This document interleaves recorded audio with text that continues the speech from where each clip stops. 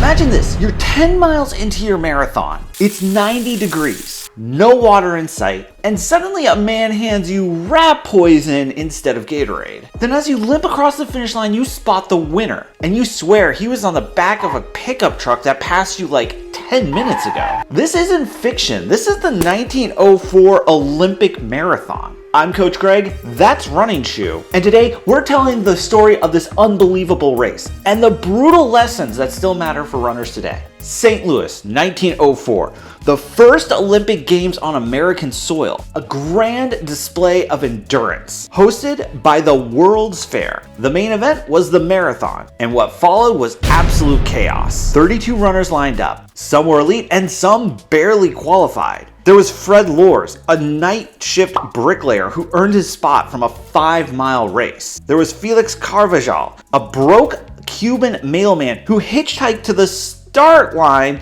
in street clothes. He ended up cutting his pants with scissors so that he made shorts. And at 3:03 p.m., they fired the starting pistol. This was 24.85 miles of brutal terrain. Because remember, there wasn't the full 26.2 miles yet. That happened in 1908 at the London Olympic Games. But they made up for that missing 1.4 miles with some suffering. There were 7 massive hills, cracked stone roads, no traffic control, and by the way, the wild dogs. Because if you don't train for the hills, they'll break you, just like they broke everyone there. Now let's talk about water stations. 1 every 3 miles? Try 1.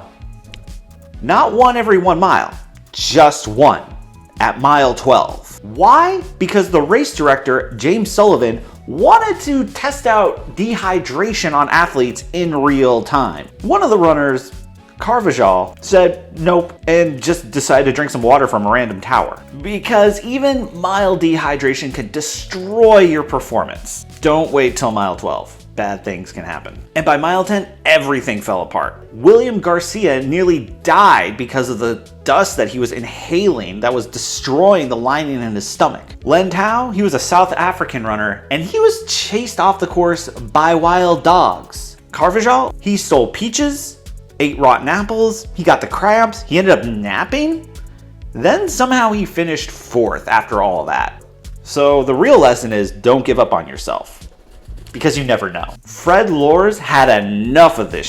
He hitched a ride with a car for 11 miles and then just jogged the final stretch. He was the first to cross the finish line and the crowd cheered on the winner. He thought he had the gold medal until someone ratted him out. And even though he said it was a joke, the officials weren't really laughing. This guy was the Rosie Ruiz before Rosie Ruiz. Meanwhile, one runner, Thomas Hicks, he was kind of dying. He had no water, he just had warm sponges trying to keep him cool. He hallucinated, he begged to stop. He was basically half carried to the finish. He lost 8 pounds, he collapsed. He needed 4 doctors.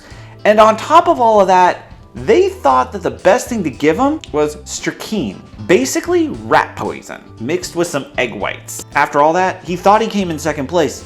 But because of Mr. Cheater over there, he ended up winning the gold medal. Don't be like Thomas Hicks.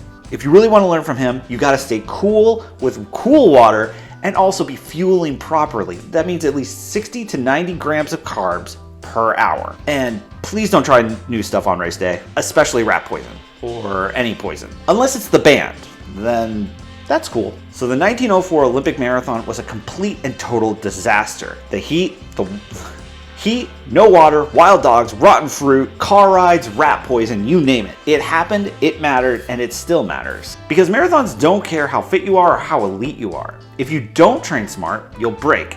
And if someone hands you poison mid-race, just say no.